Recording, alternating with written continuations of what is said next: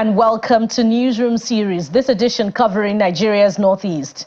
I am Bukola Koka, and we start off in Bauchi State, where food dealers have been warned against hoarding food items and urged to make them available for buyers as part of measures to reduce price of commodities in the market. The warning was issued during a meeting with the State Public Complaints and Anti-Corruption Commission held to address the persistent increase in prices. Our correspondent Hajara Aliu reports. Mr. Saleh Hussaini, a retiree who supports a household of 7, purchased some staple food items from Modalawal markets that will last a few days.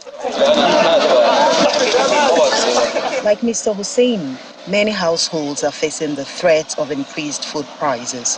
For example, the price of beans has risen from 55,000 naira 2 months ago to now ranging between 90,000 naira and 100,000 naira per bag. In the situation we are in now, if you have enough food in your house that will sustain you for some time, then you are okay. You don't have much problem. But as of now, it is not everybody that has this food security. One of the sellers hints that prices remain high but fluctuates often depending on availability and scarcity. Although this problem is a national issue, the Bauchi State Public Complaints and Anti-Corruption Commission believes an internal solution can be found, particularly for food produced within the state. As part of the search for a solution, the Commission holds a meeting with food dealers in Bauchi State. A lengthy discussion takes place and the dealers apportioned blame to manufacturers for the price increases. To us, we are going down because in terms of business, there is what we call a profit margin and there is growth. If you don't have growth in your business, you are going nowhere. That's the part of it. We are selling our goods at loss so many times. We buy things of today at example of 80,000, then before the goods will even arrive at the presence or after it arrives, we have uploaded, the company will increase the price at tomorrow morning. The Commission's boss insists that part of the problem lies with the dealers who hoard commodities, thereby creating artificial scarcity. Let us have a joint solution for the betterment of the citizens of the state. After which we can deploy the next strategy, which is to clamp down according to law. At the end of the meeting, a joint committee was established to continue the dialogue towards finding a solution. Hajara Aliu, Channels Television News.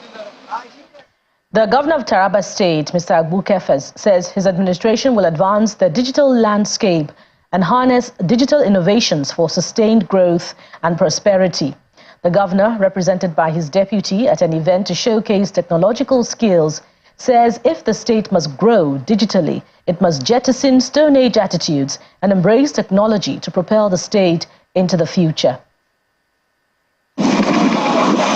In almost all facets of human endeavors, science and technology is taking the lead and causing a paradigm shift for advancement. And it is for this reason that students from the 16 local government areas have gathered to discover talents that will shape the future of the state's economy through junior engineers, technicians, and scientists platform. From 1 to 40, and I read out the question to you. Led by the state's Commissioner for Science and Technology, the aim involves sharing knowledge to foster an environment for mutual growth.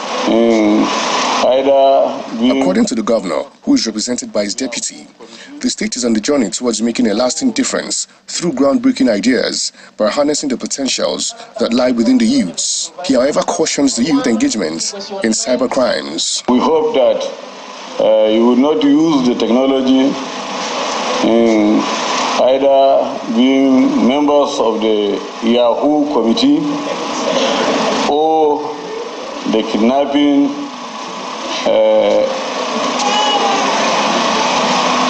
comrades. Some of the participants speak on their innovations and skills to assist the state in its fight against insecurity, climate change, health, transportation, agriculture, and education. Well, actually, right from childhood, I've always wanted to build a car myself and drive it. So actually, I've tried it, and then this time around, I came up with this. So I used recycled materials for the building. The title of my project, or let me say our project, is a solar boiler. It's a device that uses mainly solar energy, that is a heat from the sun, to generate heat, which we use to boil water and do other things. The state government says it will continuously host individuals from digital talents, skills and innovations to promote technology and solve problems in various sectors of the state's economy. The Yobe State Governor, Mai Malabuni, has taken a measure that would check the proliferation of fake drugs and procure genuine drugs across the state's healthcare facilities. The Executive Secretary of the State Drugs and Medical Consumables Management Agency, Pharmacist Abdulaziz Garba, disclosed this at a quantification session with stakeholders in Damaturu, the state capital. He revealed that the state is currently supplying 250 healthcare facilities with genuine drugs directly supplied from reputable drugs companies across the country. We have a lot of responsibility to the people of Yobe State to identify the best medicines, reagents and consumables for the health and well-being of the people of the state. That is a huge task, and the people in this room should be able to give us the guidance and the direction for us to be able to say, okay, this is what we are going to consume in the state for the coming year, 2024, and this is how much we are going to expend in terms of that. Now, it's a lot of hard work, and people have been working for the past 2 weeks to put this together, looking at venue, looking at who to invite, looking at the data that we need so that we are going to have a successful exercise. So one of the things that we need to keep at the back of our mind is that more health facilities are going to be engaged in terms of our supplies. Currently, we are supplying about 250 facilities. But as we know, we have about 309 PHCs, and then we have about 27 secondary and tertiary facilities. All these facilities need to be supplied. We're still in Yobe State, and the governor has embarked on the construction of a mega shopping mall consisting of over 300 shops, warehouses and offices in Damaturu, the state capital. The project, which is located at the heart of the Damaturu city, is expected to boost the economic activities of the state, largely dependent on agriculture. The State Commissioner for Housing, Mr. Ahmed Buba, says Governor Buni has constructed and commissioned 3 ultra-modern markets in the major cities of Unguru, Gashua and Damaturu.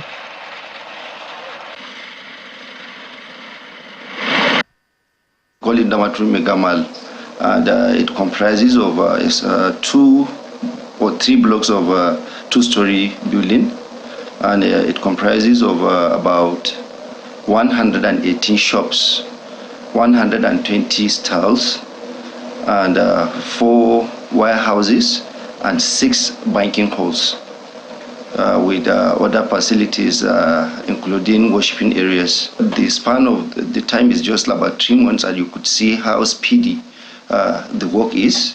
And I believe it's moving according to the time frame that we want, and I believe we've given them about a year to complete everything, including infrastructure. And joining us to discuss more efforts by the Yobe State government to reduce hardship being experienced by the citizens is the Director General for Press and Media Affairs, Mr. Mamang Mohammed. Mr. Mohammed, welcome to the program. Thank you very much for having me. Let's start by asking if the state government is making available financial assistance or relief programs to individuals and families at this time.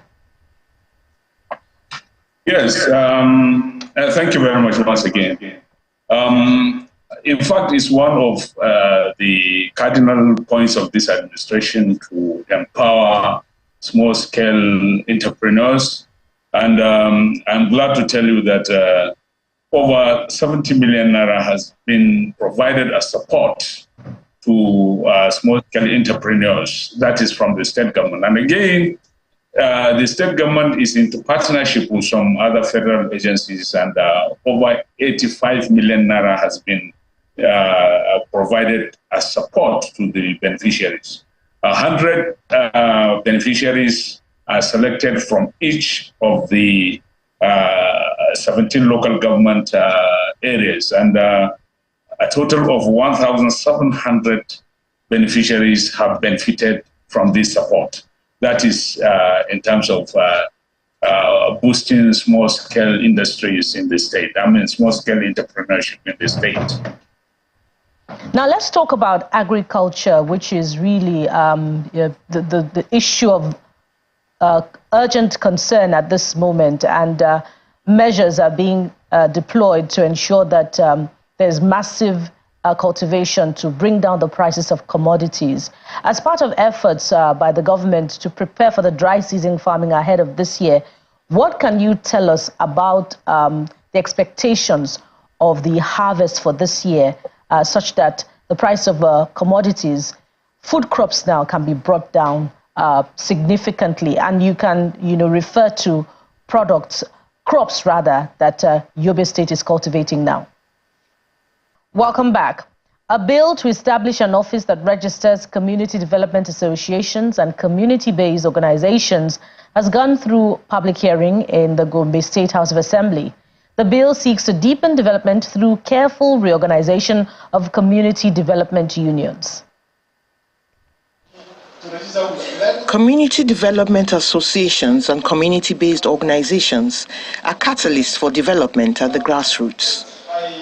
In view of their importance, Gombe State House of Assembly Committee on Rural Development, Cooperatives and Sustainable Development Goals has brought up a bill to establish a registration office for them, saying the move will provide avenues for better dividends of democracy to cascade to rural areas. It is in line with above, the committee find it necessary to invite you, a body to be to agreement on the bill. Tons of submissions bordering on expanding the scope and fixing some legal and administrative loopholes in the bill are made by a vast array of critical stakeholders, making the engagement quite robust. We studied the bill already, and then we identified some areas that we think should be considered for review, particularly looking at the context of the operationality of CBOs and also CDAs. And we, the NGOs and civil society organizations, work directly with the CBOs at the grassroots level. And so for us, this bill also has direct relationship with us.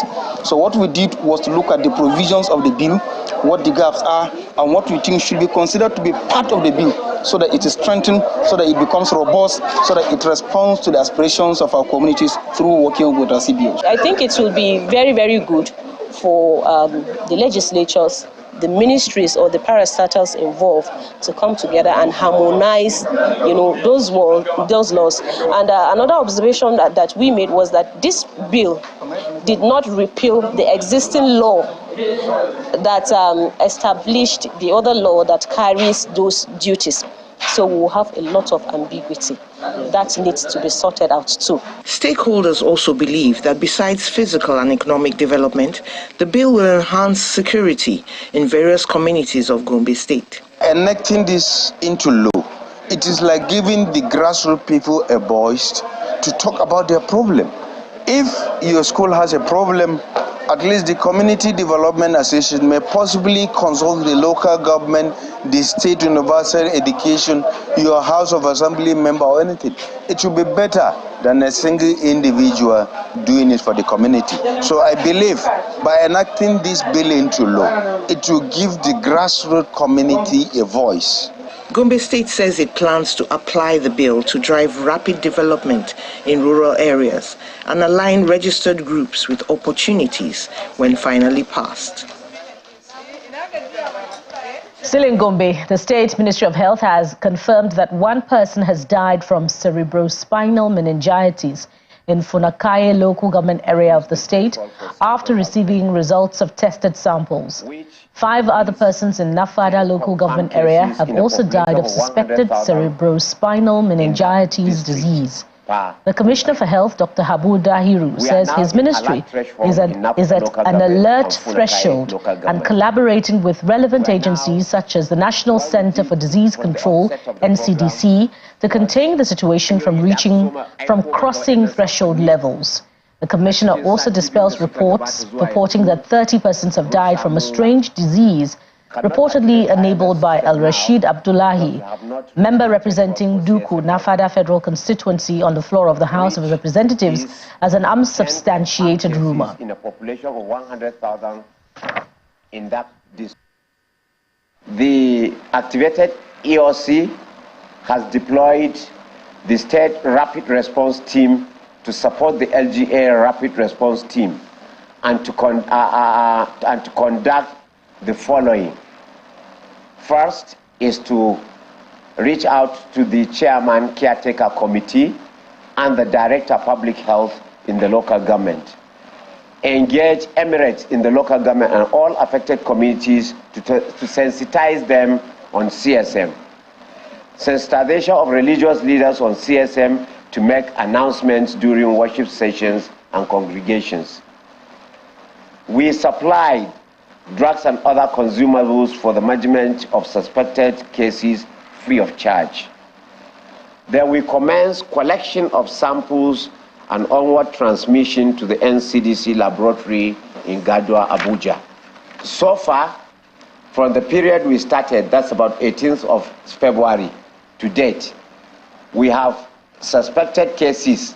We listed 95 cases. And out of those 95, we treated 84 and discharged them from the center we established, from the treatment center we established at General Hospital, Nafada. Now, as of today, the number of cases on admission is only 6, and we have collected 29 samples. Out of the 29 samples, 20 came out to be negative. 2 were positive for Neisseria meningitis in Funakai. In Nafada is 0.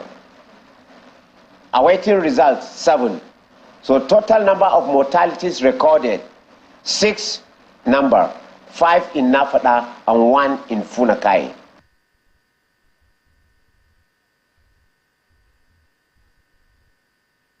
And now let's return to our conversation with the Director General for Press and Media Affairs of the Gombe State Government, Mr. Mamman Mohammed. Welcome back, Mr. Mohammed. I was asking what updates you could provide us with in terms of the agricultural support for farmers in the state for the dry season farming, which began last year, and from which we gathered that the state government had supported farmers with 3,000 tons of fertilizer. What can we expect from the harvest? And what are your projections about the possibility of it reducing the cost of food in Yobe State? Thank you very much, and thank you for the correction. I am DG Press, Yobe State. Like you rightly observed, the good thing about Yobe now is that everywhere is accessible. And our farmers are having access to their farms. They are going to the farms.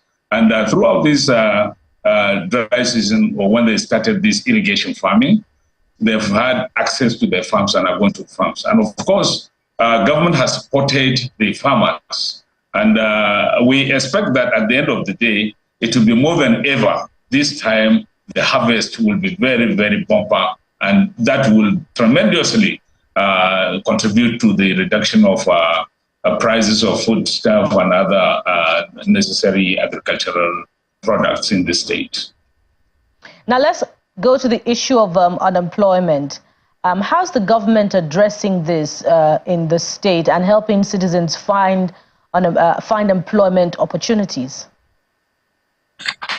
Well, I'm glad to say that this administration, more than ever, has paid a lot of attention to employment opportunities to unemployed youth, particularly.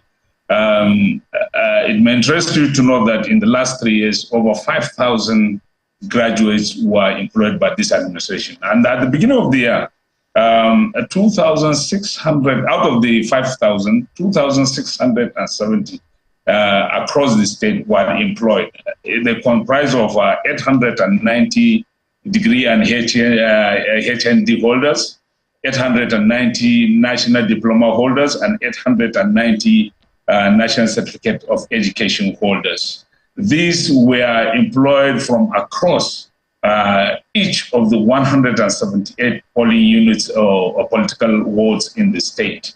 Again, the state has its own School of Nursing and Midwifery, which is producing the required manpower for our celebrated primary health care centers.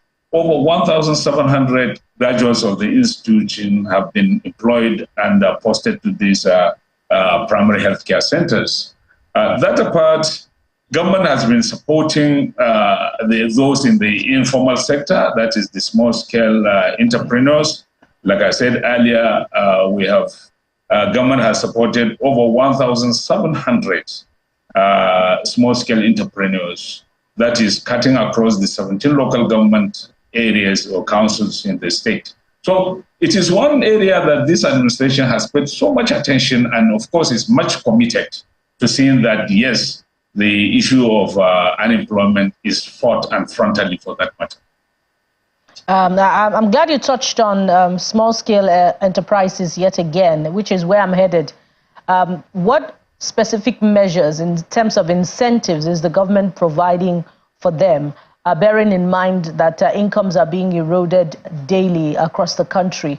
And in terms of creating hubs where the businesses can thrive and power supply initiatives that can support them amid the rising cost of petrol? Yes. Many communities here in Yobe State are now connected to this administration, connected many communities to the national grid, which were hitherto lacking in most of the communities. But they've now been connected and they have power supply. And like I said, they've been supported with cash so as to ensure that, yes, the business thrives. The state government spent over 70 million naira in support to, recently, in support to the small-scale entrepreneurs. And also went into partnership with some other agencies and expended over 85 million naira. The first one was 70 million naira and the partnership 85 million naira. So you can see that, yes, there is a support coming from the state government to see that this segment of the society are well taken care of and being supported to go into business, and of course they become productive too. And as we coast home gradually, speak to us about collaborations and the potentials from non-governmental organizations or community-based initiatives to provide additional support to vulnerable populations during these hard times. Yeah, you will recall that Yobe State has suffered security challenge for quite a long time, and it has been in collaboration with a lot of both local and international non-governmental organizations in terms of resettlement, rehabilitation, and even recovery. So the recovery aspect touches the sustainable means of livelihood, and of course, principally or basically, it has been on agriculture, which is the mainstay of the people. The state government is encouraging the people to go into farming so as to ensure food security and food sufficiency. I want to thank you very much, Mr. Marman. He's the Director General Press for the Yobe State Government. Thank you very much for your contribution on the program. Thank you. Thank you for having me. Thank you very much. The Adamawa State Government has constituted a 20-man State Development Plan Steering Committee to review the existing medium-term development plan from 2021 to 2025 and to define policy outcomes in the state. The committee is also saddled with the responsibility of preparing a 10-year strategic development plan with focus on the status of economic development, standard of living, structural development, human development, food security, among others. Adamawa State is already on the pedestal of moving on the fast lane. We are expecting that this steering committee will bring their counsel, their advice to the government so that the developmental projects that have already been started by this government can be built upon and be improved upon. It's also expected that this committee, looking at the challenges the nation and our state is passing through at this time, that this committee will bring their wealth of experiences to help this state develop policies, directions, and way out that our people will have succor in these times of challenges as a state and as a nation. And that's it on the program. Thank you for watching. Join us again next week for another round of editions. I am Bukola Koka. Bye for now.